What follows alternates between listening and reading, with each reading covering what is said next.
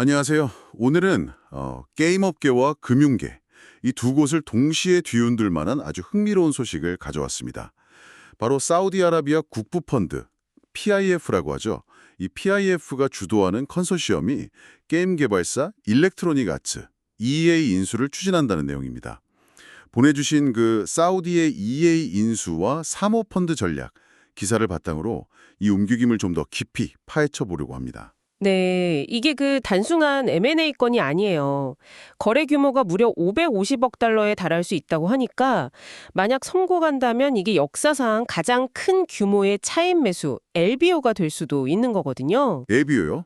차입 매수. 네, LBO. 기사 표현을 빌리자면 뭐랄까요, 전문가 모두로 진행되는 사모펀드 게임이다. 이렇게 볼 수 있을 정도죠.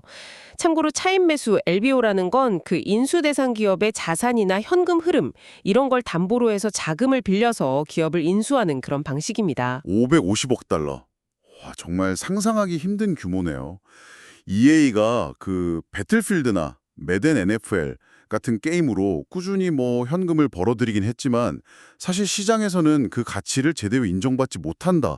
이런 평가도 좀 있었잖아요. 네, 맞아요. 그런 평가만 있었죠. 그런데 이런 상황에서 이런 거대한 제안이라니 그 배경에는 누가 있는 건가요? 음, 네, 역시 그 핵심에는 사우디의 실권자, 무함마드 빈 살만 왕세자가 이끄는 국부펀드, 바로 PIF가 있습니다. 이 PIF는 이미 뉴캐슬 유나이티드 축구팀 인수한 거 다들 아실 테고 또 다른 게임사 지분 투자도 하고 그랬잖아요. 그렇죠. 뉴캐슬도 있었고. 네, 이런 걸 통해서 스포츠나 게임 산업에 대한 관심이 아주 높다는 걸 보여줬고요. 또 사우디 국가 차원에서도 e스포츠 육성 정책을 아주 강력하게 추진 중이거든요. 그러니까 단순 투자를 넘어서는 뭔가 전략적인 움직임으로 봐야겠군요. 그렇습니다. 그리고 여기에 또 사모펀드계의 거물이죠. 실버레이크에 에곤 더반이 합류했어요.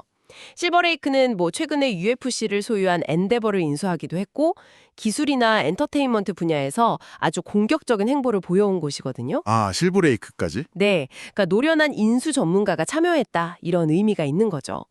그리고 또 하나 주목할 점은 이 거래의 중개 역할로 제로드 쿠셔너의 이름이 오르내리고 있다는 점이에요. 제로드 쿠셔너요? 네, 이 부분은 잠시 후에 다시 이야기할 수도 있겠지만 이게 또 정치적인 변수하고도 연결될 수 있는 부분입니다. 와, 그러니까 사우디 자금력에 전문 운용사에 잠재적인 정치적 연결고리까지 정말 거대한 그림이네요. 그러면 이 천문학적인 거래, 자금 조달은 대체 어떻게 이루어지고 있는 건가요? 550억 달러면 부담이 어마어마할 텐데요. 네, 가격이 높다 이런 분석은 분명히 있습니다.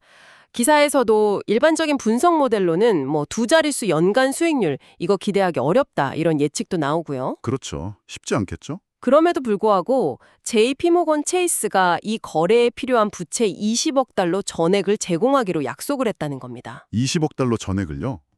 JP모건 혼자서요? 와, 네, 이게 상당히 이례적인 일인데요. 이건 현재 시장에 새로운 부채를 소화할 여력이 충분하다 이런 신호일 수도 있고요. 동시에 JP모건이 이 부채를 우리가 다른 투자자들한테 성공적으로 다시 팔 수 있다 이렇게 자신한다는 의미이기도 하겠죠. 네네. 그만큼 시장에서는 이 거래, 성사 가능성을 높게 보고 있다는 뜻으로 해석할 수도 있겠네요. 여러 정황이 좀 그런 것 같습니다. 일단 현재 EA 주가가 제한 가격 근처에서 거래되고 있다는 점, 이게 시장의 기대를 어느 정도 반영하고 있다고 볼 수 있고요. 또 다른 잠재적 인수 후보들, 예를 들면 실리콘밸리의 다른 기업들은 요즘 다들 인공지능, AI 쪽에 집중하고 있잖아요. 네, 그렇죠. 요즘 다 AI 이야기죠. 그래서 경쟁 입찰 가능성도 낮아 보이고요. 그리고 이제 외국 자본이 정보 집약적인 사업을 인수하는 것에 대한 우려, 이런 게 있을 수는 있는데 네, 그럴 수 있죠. 기사 분석에 따르면 규제 장벽 역시 생각보다 높지 않을 수도 있다. 이렇게 보고 있습니다. 규제 장벽이 낮을 수 있다고요?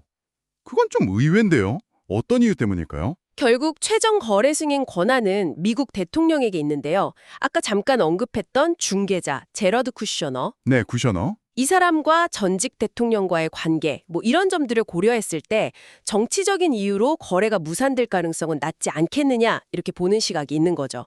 물론 변수는 항상 존재합니다만. 그렇군요. 복잡하네요.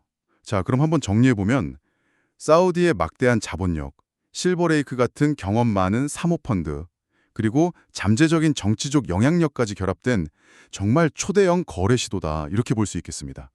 이 모든 상황이 우리에게 시사하는 바는 뭘까요? 여기서 정말 흥미로운 지점은요. 이 거래가 어떻게 보면 지정학, 그리고 금융, 또 엔터테인먼트, 기술산업 이 세 가지가 점점 더 복잡하게 얽혀 들어가는지를 아주 잘 보여준다는 겁니다.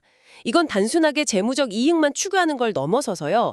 사우디 PIF의 훨씬 큰 그림, 그러니까 국가 차원의 전략적인 포석일 가능성이 높다는 거죠. 국가 차원의 전략적 포석이요. 네, 예를 들어 석유 이후 시대를 대비하면서 소프트 파워나 미래 기술 분야에서의 영향력을 미리 확보하려는 그런 움직임으로 볼 수 있다는 겁니다. 네, 확실히 그냥 게임 회사나 인수한다 이런 차원을 넘어서는 의미가 담겨 있는 것 같네요. 높은 가격이나 여러 복잡한 문제들이 있음에도 불구하고 거래가 비교적 순탄하게 진행될 거라는 예측이 우세하다는 점도 현재 글로벌 금융시장이나 M&A 시장의 분위기를 보여주는 단면 같기도 하고요. 맞습니다. 그래서 마지막으로 청취자 여러분께 한번 좀 생각해 볼 만한 질문을 던지고 싶은데요. 기사에서도 언급됐듯이 사우디가 국가적으로 e스포츠 산업을 막 키우고 있잖아요. 막대한 투자도 하고 있고요. 이런 상황에서 EA 같은 거대 콘텐츠 기업을 인수해서 얻으려는 궁극적인 전략적 목표는 과연 뭘까요? 단순히 돈을 벌겠다는 걸 넘어서서 석유 이후 시대를 준비하는 국가에게 이런 문화적, 기술적 자산을 소유한다는 것이 어떤 의미를 가질 수 있을지 한번 고민해 보시면 어떨까 싶습니다.